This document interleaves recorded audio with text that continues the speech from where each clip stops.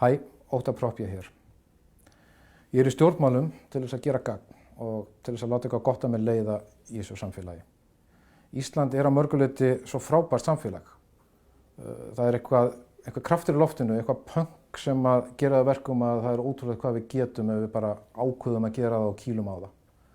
Þess vegna svo pirrandi, það gjörsamlega óþolandi að upplifa þetta vantraust í íslensku samfélagi. Að upplifa að sérhagsmunir ráði för í pólitíkinni, að upplifa lélegar ákvarðanir, upplifa fúsk. Það svo mikil sóun í þessu, sóun á peningum, sóun á tækifærum, sóun á hæfileika fólks. Þetta fer gjörsamlega í mínar fínustu og þetta held ég aðalástæðan fyrir að ég í pólitík. Ég legg mjög mikla áherslu á heiðarleika og skynsemi í allri vinnu og allri ákvarðanatöku. Þetta svona rauður þráður hjá okkur í Bjartri framtíð. Við skýrðum flokkinn Björt framtíð af ástæðu, af því við viljum hafa augað á framtíðinni. Við viljum leggja áherslu á vönduð vinnubrögð og langtímahugsun. Björt framtíð frjálslyndur miðjuflokkur. Við erum ekki vinstri, við erum ekki hægri.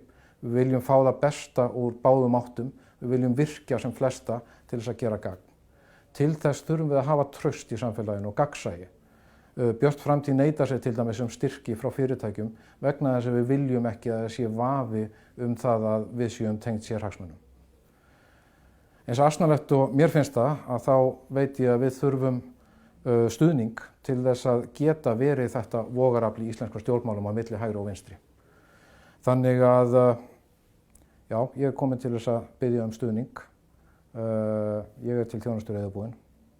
Þannig að væri gaman að sjá ykkur. Góða ferð.